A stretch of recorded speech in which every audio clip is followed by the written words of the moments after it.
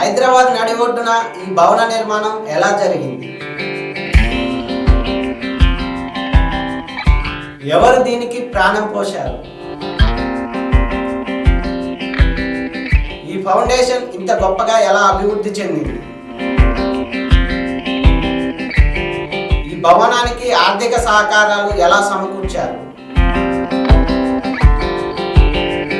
ఇప్పటి వరకు ఉన్న ట్రస్ట్ మెంబర్స్ ఎంతమంది?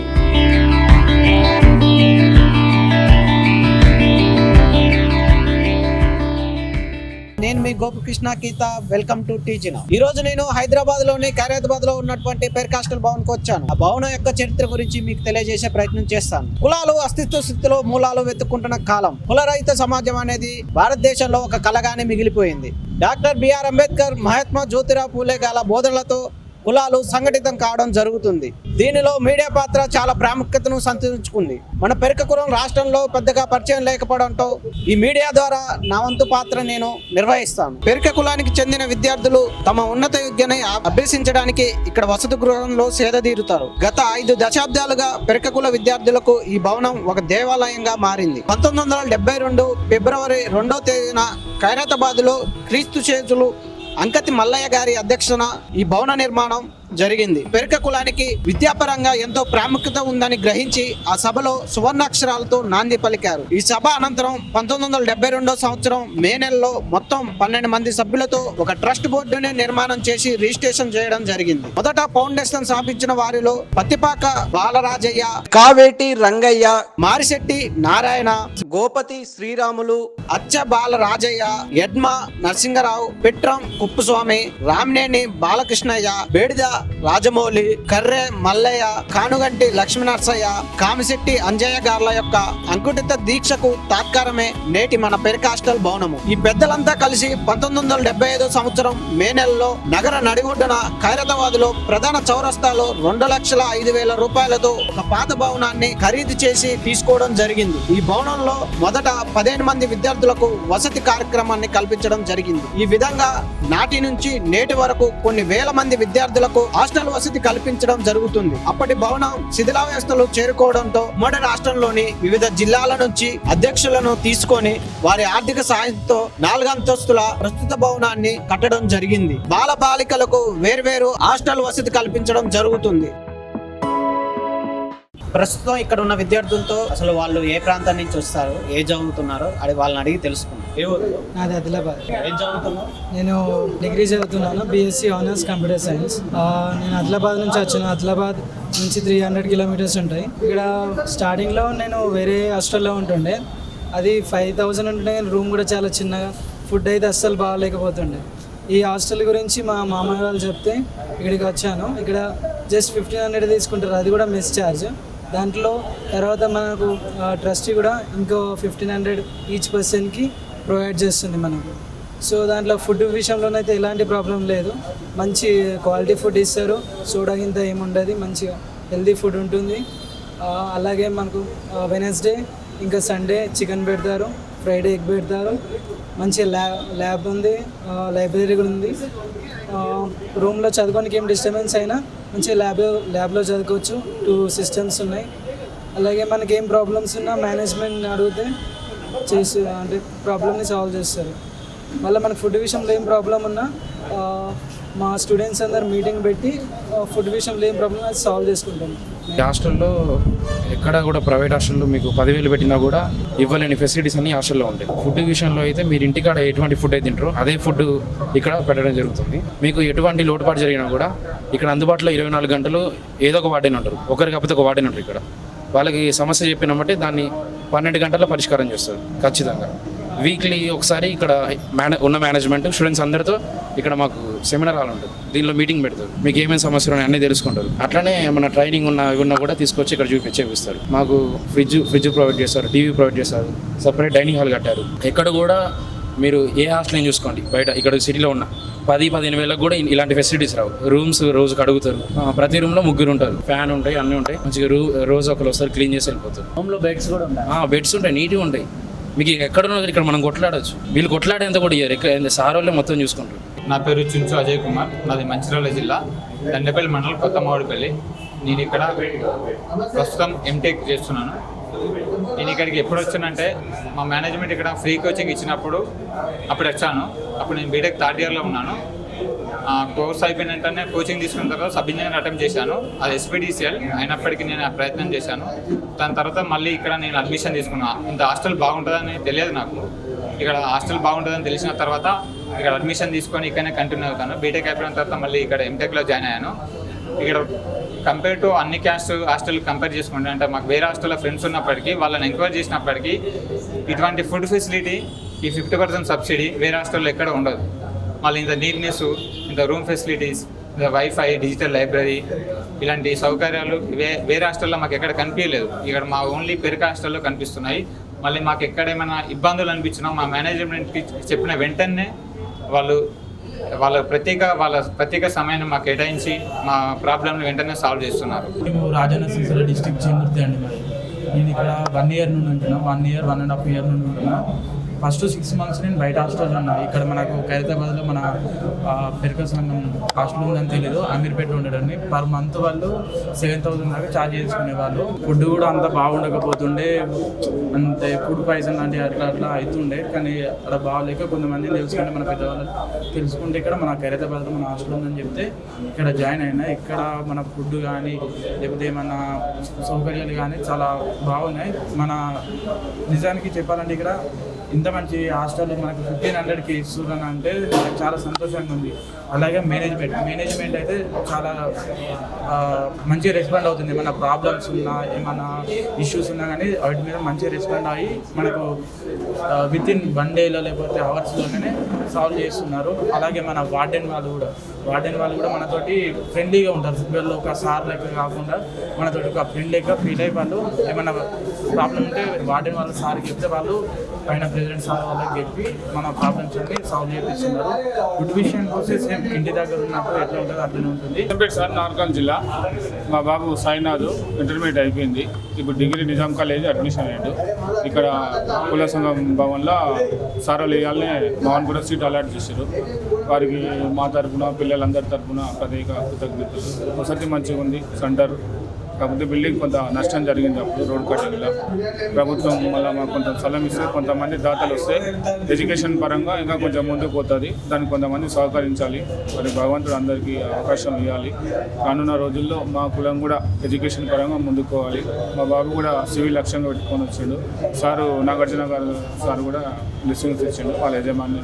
ప్రస్తుతం మనతో పాటుగా ప్రెసిడెంట్ అంగిరేకుల నాగార్జున సార్ ఉన్నారు. అసలు ఇప్పుడు ఎన్ని హాస్టల్స్ రన్ చేస్తున్నారు, ఎంతమంది విద్యార్థులు అందులో సేద తీరుతున్నారు, వారిని అడిగి తెలుసుకుందాం. నమస్తే సార్. ఎన్ని కమిటీలు ఏర్పడ్డాయి సార్? ఫస్ట్ స్టార్ట్ అయిన దాని నుంచి హాస్టల్ ఇప్పుడు ఏర్పడే వరకు ఎన్ని కమిటీలు ఏర్పడ్డాయి? ఇప్పుడు ఈ పెరిక విద్యార్థి వసతి గృహము 1975లో స్టార్ట్ అయింది విద్యార్థులతోటి.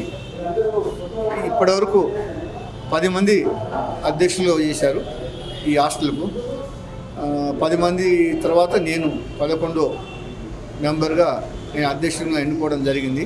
నాతో పాటు president, general secretary Diddi Suresh, అదేవిధంగా మా ట్రెజరర్ మన కర్నల్ శ్రీనివాసరావు గారు, తర్వాత వర్కింగ్ ప్రెసిడెంట్ దాసరి జయప్రకాష్ గారు, మళ్ళా అదేవిధంగా మా గౌరవ అధ్యక్షులు డాక్టర్ దొంగరి వెంకటేశ్వర గారు.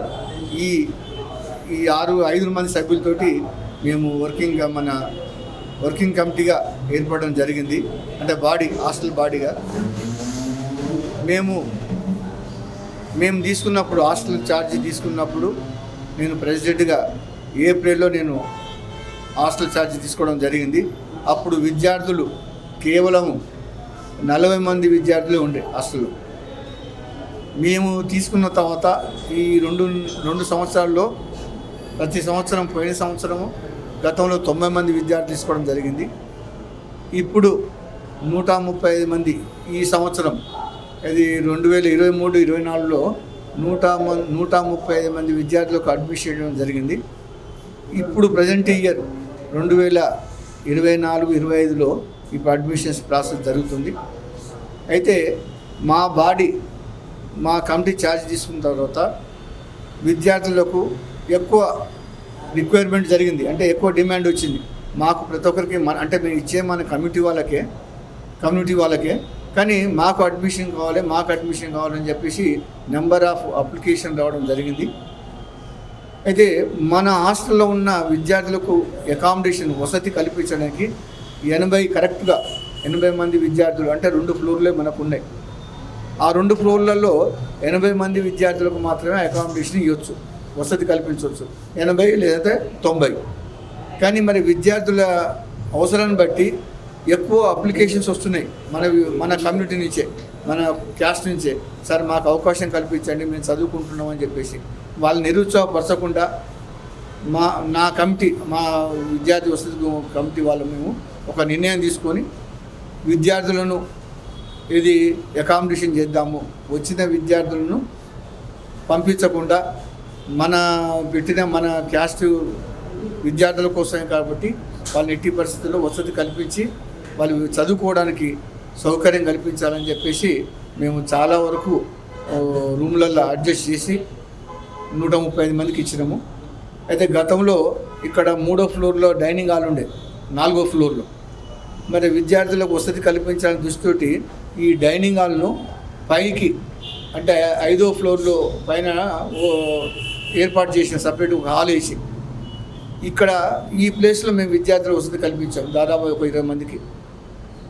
మరి మీ అందరం మా సెక్రటరీ తోటి, తర్వాత మా ట్రెజరర్ తోటి, మా ఆర్గనైజ్ సెక్రటరీ తోటి, తర్వాత వర్కింగ్ మన గౌరవ అధ్యక్షులతోటి మీ అందరం ఒక నిర్ణయాన్ని తీసుకొని హాస్టల్ మాత్రం చాలా సక్సెస్ఫుల్గా నిర్వహిస్తున్నాము. ఎందుకంటే ఈ హాస్టల్ స్థాపించింది ముఖ్యంగా ఏంటంటే పెరిక విద్యార్థులకు వసతి కల్పించాలి, మంచి చదువుకోవడానికి సౌకర్యం కల్పించాలని చెప్పేసి మేము మన పెద్దలు ఫౌండర్ మెంబర్సు 12 మంది ఉన్నారు. వాళ్ళు ఫౌండర్ మెంబర్సు 1972లో హాస్టల్ సొసైటీ ట్రస్ట్గా ఫామ్ అయింది. కానీ హాస్టల్ని మాత్రము ప్రారంభించింది 1975లో. అప్పటి నుంచి హాస్టల్ నడుస్తూనే ఉంది. అయితే మధ్యకాలంలో ఏంటంటే ఓన్లీ భోజనం లేకుండా వసతే ఉండే ఇక్కడ, ఇది ఉండడానికి మాత్రమే. తర్వాత మధ్యలో ఏం చేశారంటే బయట నుంచి ఫుడ్ తెప్పించేవాళ్ళు. కానీ మేము మా కమిటీ ఛార్జీ తీసుకున్న తర్వాత ఇక్కడనే విద్యార్థులకు భోజనం అంటే ఏర్పాటు చేయడం, ఇక్కడనే కుక్కింగ్ పెట్టి వంటలు గిట్ల ఇక్కడ తయారు చేయించి ఇక్కడనే ఇంకా విద్యార్థి అనేది బయటికి పోకుండా కాలేజీ నుంచి వచ్చిందంటే ఇక్కడే ఉండడానికి వసతి కల్పించాం. దాన్ని దృష్టిలో పెట్టుకొని ఇప్పుడు ఏంటంటే చాలామంది జిల్లాల నుంచి వచ్చే విద్యార్థులు ఏంటంటే మాకు ఇంకా సీట్లు కావాలని చెప్పేసి అంటున్నారు. కానీ మన అందుకన్నా ఎక్కువ అకామిడేషన్ ఇవ్వలేకపోతున్నాం. మరి ఫర్దర్గా ఏమంటే మరి కోకాపేటలకు ఇట్లా హాస్టల్కి ఇట్లా స్టార్ట్ అయితే మేము ఇవ్వడానికి అవకాశం ఉంది. ఇప్పుడు మాత్రం ఏంటంటే ఆ ఉన్న లిమిట్ ఉన్నంత ప్రకారం మేము హాస్టల్ సీట్లు ఇస్తున్నాము. అందులో దట్టు మెరిట్ ప్రకారం, ఇంకా అందరికీ ఇవ్వలేము కదా, వాళ్ళు వచ్చిన మార్కుల ప్రకారం అని ఇంటర్మీడియట్లో కానీ డిగ్రీలో కానీ వారికి వచ్చిన మార్కుల ప్రకారం మేము అడ్మిషన్ ఇస్తున్నాం. ఇందులో ఎలాంటి అవకాశం లేదు, ఎందుకంటే ఇర్రెగ్యులర్ అడ్మిషన్ ఇవ్వడానికి. మరి ఈ విధంగా మేము చేస్తున్నాము. దాంతో మరి విద్యార్థుల కోసం కూడా ఇంకోటి మహిళా వసతి గృహము, అంటే మహిళా హాస్టల్ కూడా స్టార్ట్ చేయాలనుకున్నాం, లేడీస్ హాస్టల్ కూడా. మరి మేము వచ్చిన ఫస్ట్ 2 ఇయర్స్లో చేయాలనుకున్నాం, అది కుదరలేకపోయింది. దానికోసం కూడా మేము ప్రయత్నం చేస్తున్నాము. మరి వారికి కూడా ఈ హాస్టల్ ఏర్పాటు చేయడానికి ప్రయత్నం చేస్తున్నాం వల్ల.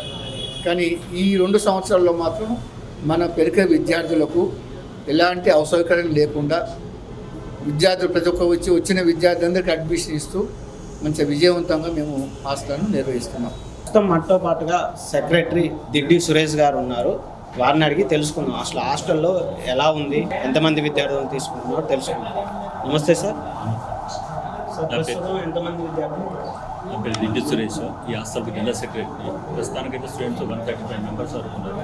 ఇప్పుడు ఎవరైతే ఈ అకాడమిక్ ఇయర్లో వెళ్ళిపోతారో మళ్ళీ కొత్త వాళ్ళని తీసుకుంటున్నాం. ఇప్పుడు జరుగుతున్న అడ్మిషన్స్ ఇవి ఎట్లుందంటే ఈ హాస్టల్ 1972లో ఒక ట్రస్టీగా ఫామ్ అయ్యి 12 మంది పెద్దలతో, మన కుల పెద్దలతో 12 మెంబర్స్తో ట్రస్టీగా ఫామ్ అయ్యి 75లో హాస్టల్గా రూపుదిద్దుకొని ఈ ఖైరతాబాద్ సెంటర్లో ఒక హాస్టల్ ఈ బిల్డింగ్ భవనాన్ని కొనుగోలు చేసి 75 నుంచి హాస్టల్ నడుస్తున్నది. సో 75 నుంచి ఇప్పటి వరకు 10 మంది మన పెద్దలు మన ప్రెసిడెంట్గా చేసినారు. ఇప్పుడు శ్రీ అంగిరెడ్డి నాగార్జున గారు 11వ అధ్యక్షునిగా చేస్తాను. తన నాయకత్వంలో నేను జనరల్ సెక్రటరీగా చేస్తున్నాను. అంతకుముందు దాసరి మల్లేశం గారు ప్రెసిడెంట్గా ఉన్నప్పుడు నేను ట్రెజరర్గా చేశాను. అలాగే 1921లో శ్రీరామ్ దయానంద్ గారు ప్రెసిడెంట్ ఉన్నప్పుడు కూడా నేను కంటిన్యూగా 2వసారి ట్రెజరర్గా చేశాను. 3వసారి శ్రీ నాగార్జున గారి నాయకత్వంలో నేను జనరల్ సెక్రటరీగా చేస్తున్నాను. ఒకప్పుడు అంటే నేను ఇందులో స్టూడెంట్గా చేశాను. 88 to 93 ఇందులో నేను ఒక స్టూడెంట్ని. ప్రజెంట్ నేను అంటే ఓల్డ్ స్టూడెంట్ ఇందులో చదువుకొని ఇక్కడ దాకా వచ్చాను. ఈ మా ట్రస్టీలో ఎవరైతే ఇప్పుడు 847 మంది ఉన్న ట్రస్టీలు, వాళ్ళ ద్వారంలో అంటే వాళ్ళ ఆశీస్సుతో మేము ఈ ఆస్థలు నడుపుతూ ఒక ఉన్నతమైన స్థానానికి తీసుకెళ్తున్నాము. ఒకప్పుడు మేము ఏంటంటే మేము చదువుకున్న రోజులు కాబట్టి లాస్ట్ 2 years వరకు కూడా స్టూడెంట్స్ ఎవరి భోజనం వాళ్ళే చేసేవాళ్ళు, వాళ్ళ ఖర్చుతోనే చేసుకునేవాళ్ళు, బయట తినేవాళ్ళు. అయితే మేము ఈ కమిటీ ఫామ్ అయిన తర్వాత 50% స్టూడెంట్స్, 50% మా హాస్టల్ కమిటీ భరిస్తూ ఈ హాస్టల్ని రన్ చేస్తున్నాము. ప్రస్తుతానికైతే అందరూ బాగానే చదువుతున్నారు. ఇంతకుముందు ఎన్నడూ లేని విధంగా మేము మా పీరియడ్లో స్టూడెంట్స్కి మేము కోచింగ్ ఇచ్చినాం. స్టూడెంట్సే కాకుండా బయట నుంచి వచ్చిన మన కుల విద్యార్థులందరికీ గ్రూప్ 4 కావచ్చు, ఎస్ఐ కావచ్చు, కానిస్టేబుల్స్ వీళ్ళందరికీ మేము కోచింగ్ ఇచ్చిన వాళ్ళకి ఫ్రీ అకామిడేషన్ ఇస్తూ ఫ్రీగా మేము ఇందులో ఇచ్చినాం. అది చరిత్ర అన్నమాట. అంటే మాకు ఏ ఉద్దేశంతో అది హాస్టల్ పెట్టామో మా పీరియడ్లో జరిగిన దానికి మేము చాలా హ్యాపీగా గౌరవంగా ఫీల్ అవుతున్నాము. మా నాగార్జున గారి అధ్యక్షతన మేము చాలా డెవలప్ చేశాము. మేము పైన డైనింగ్ హాల్ కావచ్చు, స్టూడెంట్స్కు అకామిడేషన్ తక్కువ ఉంటే డైనింగ్ హాల్ కింద నుంచి పైకి తీసుకెళ్ళి కొత్తగా కట్టి అది ఓపెన్ చేసి ఈ హాల్లో ఉన్నదాన్ని ఒక 20 మంది స్టూడెంట్స్ అందులో అకామిడేట్ చేశాము. ప్రస్తుతానికి ఎవరికి లేదు అనుకుంటా అడ్జస్ట్ చేసుకుంటూ వెళ్తున్నాము. నెక్స్ట్ వీడియోలో ఈ హాస్టల్ యొక్క గతం, వర్తమానం, భవిష్యత్ కార్యక్రమాల గురించి తెలుసుకొని మీ ముందుంచే ప్రయత్నం చేస్తాము. నేను మీ Gopakrishna Geetha. Thank you for watching TG now.